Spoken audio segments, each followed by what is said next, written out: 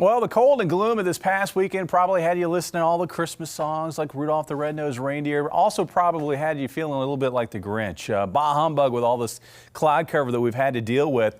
Things are looking up. We saw the change today. We saw the clouds clear out right around lunchtime today, and that was thanks to warmer air blowing in.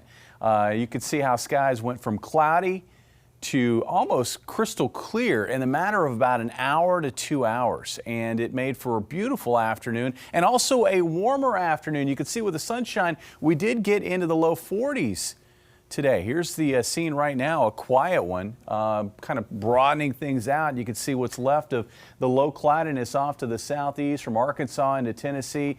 Northwest we find some high cloudiness. That high cloudiness will spill into our skies overnight tonight, at least a wave of it overnight tonight. The overall pattern though looking good for Tuesday. Again, we've already blown out the cloud cover with the warmer air moving in, and now we're going to see that warmth really surge into the area. Tuesday shaping up to be our warmest day since before Thanksgiving. So the warmest day in a couple of weeks. But there it is, another cold front. And that cold front will sweep through by Wednesday morning. And it will sweep out all these gains that we're going to have on Tuesday. It looks like colder weather will once again return to the area in the wake of that cold front on Wednesday. So let's take a look at these temperatures. Overnight tonight, again, they're not going to move very much. Looks like readings kind of stuck right around the freezing mark, sitting at about 31 for an overnight low here in Springfield. And then for tomorrow, with winds picking up out of the southwest and with sunshine, hello 50s. In fact, there are going to be a few spots that hit 60 degrees tomorrow afternoon. I think Harrison being one of those spots, maybe Branson, maybe Cassville. Here in Springfield, I think we get up to about 58. Winds will gust as high as 20 to 30 miles per hour. And then on the other side of that cold front, winds will gust out of the northwest, maybe in excess of 30 miles per hour. And it will be a colder day. Looks like temperatures Tuesday night won't cool very much, with readings only dropping into the 40s. We'll have a morning low on Wednesday in the low 40s and then recovering to about 48 for a high that afternoon.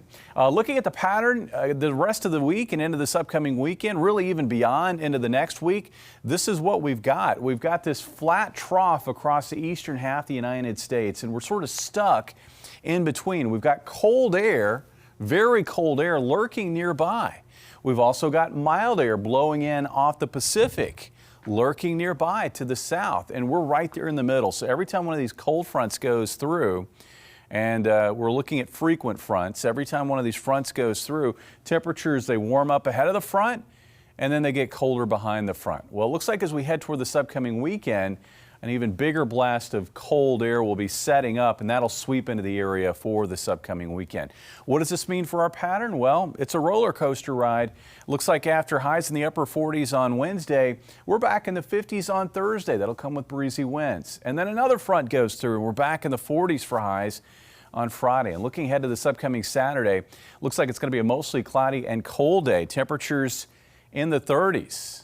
That's right. For the parade this weekend, we're going to find temperatures in the 30s, a bit of a breeze out of the northeast, and it looks like we may have mostly cloudy skies. Beyond that, Sunday about 37, mostly sunny, and then back in the 40s again on Monday. Mike? All right, thank you.